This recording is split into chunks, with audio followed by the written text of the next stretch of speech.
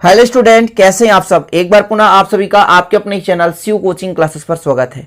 और आज के इस वीडियो में आक्सीकरण संख्या निकालना सिखाएंगे। आप किसी भी क्लास में हैं, 12th में हैं या 11th में हैं, यदि आप कॉलेज लाइफ में भी हैं कोई दिक्कत नहीं। आक्सीकरण संख्या जो निकालना बहुत आसान है, कई लोगों को समस्या रहता है और आप एक अच्छे तरीके से आक्सीकरण संख्या निकालना सीख लीजिए, हर जगह आपको काम में आने वाला है। तो चलिए देखते हैं पहला आपका जो क्वेश्चन है, और इसके बाद कम से आपको बेसिक से समझाऊंगा, चिंता करने की जरूरत नहीं है। तो जैसा पहला आपसे मैं कह रहा हूं कि H2SO4 है, क्या H2SO4 है। H2SO4 में आपको निकालना है किसका, तो आपको निकालना है S का। इसका S का आक्सीकरण संख्या, S का आक्सीकरण संख्या निकालेंगे। क्लियर। तो देखिए टोटल जो आक्सीकरण संख्या का योग होता है, कोई भी यौगिक है उसके आक्सीकरण संख्या का योग 0 के बराबर होता है। ठीक है। और जिसका भी हमको निकालना है उसको मान लेते हैं x। ठीक है। तो देखिए हाइड्रोजन कितने हैं, 2 हैं। अब एक हाइड्रोजन का होता है 1, तो 2 हाइड्रोजन का 2 गुणे 1 हो जाएगा। फिर धन s का मानेंगे x, s का क्या मानेंगे x, क्या मानेंगे x। फिर इसके बाद ऑक्सीजन, ऑक्सीजन का होता है -2, तो 4 ऑक्सीजन है और -2 इक्वल में आ गया 0। अब इतना ही नहीं, लोगों को यहां यह परेशानी होती है कि सर आपने कैसे जाना कि हाइड्रोजन का 1 होता है और कैसे जाना ऑक्सीजन का -2 होता है। देखिए मैं आपको बेसिक समझाना चाहता हूं। हाइड्रोजन का परमाणु क्रमांक 1 होता है, पहले कक्ष में केवल 1 इलेक्ट्रॉन है और पहले कक्ष में जो होता है 2 इलेक्ट्रॉन। तो इसको पूरा करने के लिए 1 की आवश्यकता है, तो 1 दे भी सकता है और 1 ले सकता है, लेकिन इसको पहले समूह में रखा गया है, इसलिए हाइड्रोजन की ऑक्सीकरण अवस्था जो होती है वो +1 होती है। ठीक है ना। और हम यदि बात करें ऑक्सीजन की, तो ऑक्सीजन की बात करते हैं। देखिए ऑक्सीजन है, परमाणु क्रमांक है 8, तो यदि इसको भरेंगे तो पहले कक्षा में 2 इलेक्ट्रॉन और दूसरे कक्षा में 6 इलेक्ट्रॉन। चूंकि दूसरे कक्षा में होना चाहिए 8, तो देखिए 2 की कमी है, तो 2 लेना आसान है कि 6 देना आसान है, तो 2 लेना आसान है, इसलिए 2 लेता है, इसलिए इसकी ऑक्सीकरण अवस्था -2। मतलब ऑक्सीजन की ऑक्सीकरण अवस्था -2 क्यों होती है, क्योंकि इसके बाह्यतम कोश में 6 इलेक्ट्रॉन होते हैं और 6 होने के कारण 8 को पूरा करने के लिए 2 इलेक्ट्रॉन लेना चाहता है, इसलिए ऑक्सीकरण अवस्था -2 होती है। इतना क्लियर स्टूडेंट। चलिए अब इसके आगे कैलकुलेशन कर सकते हैं। 2 1 कम 2 धन x और 4 दूनी 8 इक्वल 0। अब आप 8 में 2 घटा दे तो x - 6 बराबर 0, तो x बराबर कितना हो गया 6, और ये +6 के रूप में होता है। तो इसका ऑक्सीकरण अवस्था +6 के रूप में होता है। ध्यान दीजिएगा +6 लिखना है आपको, प्लस नहीं लिखेंगे तो गलत कहलाएगा। क्लियर। तो H2SO4 का ऑक्सीकरण संख्या में मतलब सल्फर का निकालना था, तो निकाल लिए। अब मैं आपको एक दे रहा हूं, मैं पूरा आपको बताते चलूंगा कि कैसे निकालना है। जैसे यहां पर सोडियम है और Na2H2O3 है, इसमें सल्फर का ही निकालना है। किसका निकालना है, सल्फर का।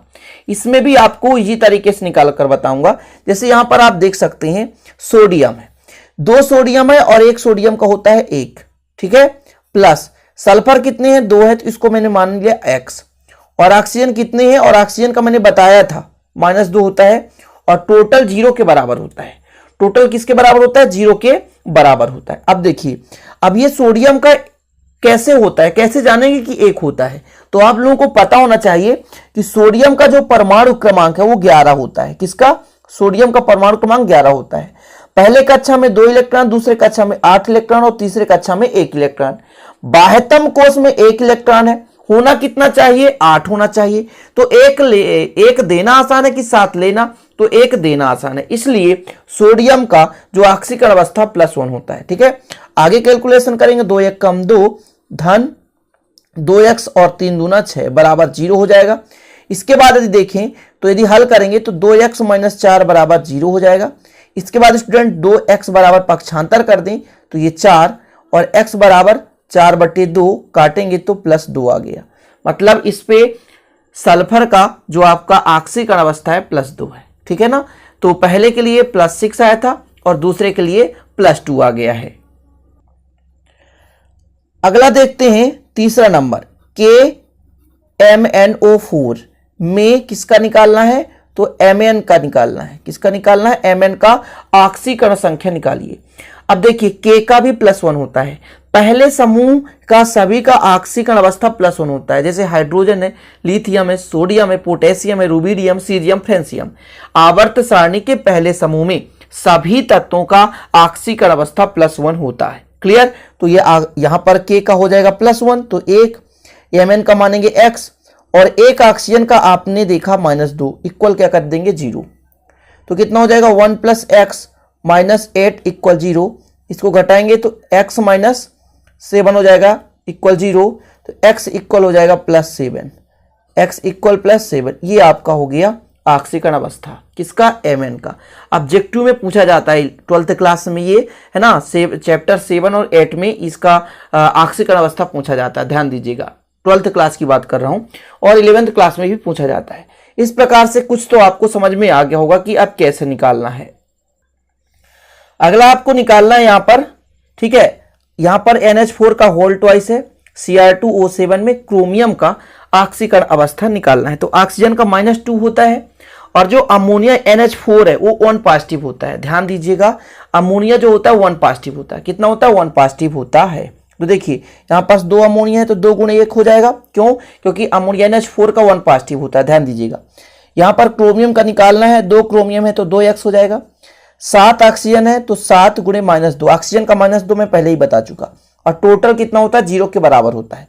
टोटल ऑक्सीकरण अवस्था 0 के बराबर, 2 1 कम 2 हो जाएगा, धन 2x हो जाएगा। ठीक है स्टूडेंट, फिर 7 दूनी 14 हो जाएगा, इक्वल कितना हो जाएगा 0। 2x 14 में 2 घटा दो तो कितना आएगा -12 बराबर 0। तो 2x बराबर कितना हो जाएगा 12। ठीक है, तो x बराबर कितना हो जाएगा 12/2, यानी 6 दूनी 12 +6 आ जाएगा। कितना आ गया? +6 आ गया आपका यहाँ पर क्रोमियम का ऑक्सीकरण अवस्था। अब कुछ ऐसे निकालना है जिसमें आयन के रूप में हो। आयन के रूप में हो तो कैसे निकालेंगे? देखिए, जैसे आपके पास क्वेश्चन है PO4 और इसके पास 3 नेगेटिव है, इसमें आपको फास्फोरस का ऑक्सीकरण अवस्था निकालना है। किसका निकालना है? फास्फोरस का। देखिए बहुत ईजी है, जिसका निकालना उसको मान लेते हैं x, और कितने ऑक्सीजन है? 4 ऑक्सीजन, एक ऑक्सीजन का -2, इक्वल में अब 0 ना करके जितने भी आयन है उसको आप इधर लिख दो। -3 है तो -3 कर दो, तो x और यहां पर 4 दूनी 8 हो जाएगा बराबर -3। x बराबर ये ऋण इधर जाएगा तो धन हो जाएगा, और यदि 8 में 3 घटाएंगे तो +5 आएगा। कितना आएगा? +5। ठीक है, यानी PO4 3 नेगेटिव में फास्फोरस का ऑक्सीकरण अवस्था कितना होता है? तो +5 होता है। ठीक है स्टूडेंट, इतना समझ गए। अब मैं आपसे कहता हूं, अगला क्वेश्चन है आपके पास HPO3 2 नेगेटिव है में फास्फोरस का निकालना है। फटाक से निकालिए जल्दी से। तो हाइड्रोजन का 1 होता है, फास्फोरस का निकालना ही है। ऑक्सीजन का 3 ऑक्सीजन है, 1 का -2 होता है, और टोटल में जो आयन है उसको आपको इधर लिख देना है। तो 1 धन x और 3 दूना 6 बराबर -2, 6 में घटा दो तो x - 5 बराबर -2, 5 को पक्षांतर कर दोगे तो प्लस में हो जाएगा, 5 - 2 बराबर कितना हो गया 3, यानी इसका ऑक्सीकरण अवस्था +3 आ गया। कितना आ गया? +3 आ गया। इससे इजी कोई भी ट्रिक नहीं, इससे आसान कोई भी ट्रिक नहीं है। ध्यान दीजिए, मात्र एक ही मेथड है ऑक्सीकरण अवस्था निकालने का, और आपको आगे चलकर काम आता रहेगा। ध्यान दीजिएगा, इसलिए मैं इतना बेसिक से बता रहा हूं। अब एक कोई भी लेते हैं जो पॉजिटिव के रूप में हो, जैसे घात में पॉजिटिव हो, तो उसमें कैसे निकालेंगे? जैसे आपके पास क्वेश्चन है NH4 पॉजिटिव में आपको नाइट्रोजन का निकालना है। नाइट्रोजन का निकालना है। देखिए तो x हो जाएगा, 4 हाइड्रोजन है, 4 × 1 होगा बराबर 1 पॉजिटिव है ना, 1 पॉजिटिव, तो यहां पर 1 लिख दीजिए। 1 पॉजिटिव है इसलिए मैंने 1 लिख दिया। इसके बाद यदि देखा जाए तो x धन 4 बराबर 1, तो x बराबर ये इधर जाकर ऋण हो जाएगा, यानी -3 आ गया। कितना आ गया? -3 आ गया। तो यदि घात में मतलब यहां पे चार्ज आवेश प्लस है तो इधर प्लस ले लेना है, और माइनस है तो माइनस ले लेना है। ठीक है ना, ये समझ में आ गया आपको। एक और देख लीजिए, KClO3 में Cl की ऑक्सीकरण। अब मैंने कहा जैसे कि पहले समूह क्षारीय समूह का सबका ऑक्सीकरण अवस्था +1 होता है, इसी प्रकार दूसरे समूह की बात की जाए तो क्षारीय मृदा समूह उसका ऑक्सीकरण अवस्था +2 होता है। और यदि यहाँ पर देखा जाए 17वें समूह तो उसका होता है -1। तो यहाँ पर आपको निकालना है, तो निकाल दीजिए। K का होता है आपके पास 1 है ना, क्लोरीन का निकालना है तो X कर दीजिए। यहाँ पर ऑक्सीजन कितने हैं 3 है और एक ऑक्सीजन का -2 इक्वल 0 के बराबर करते हैं।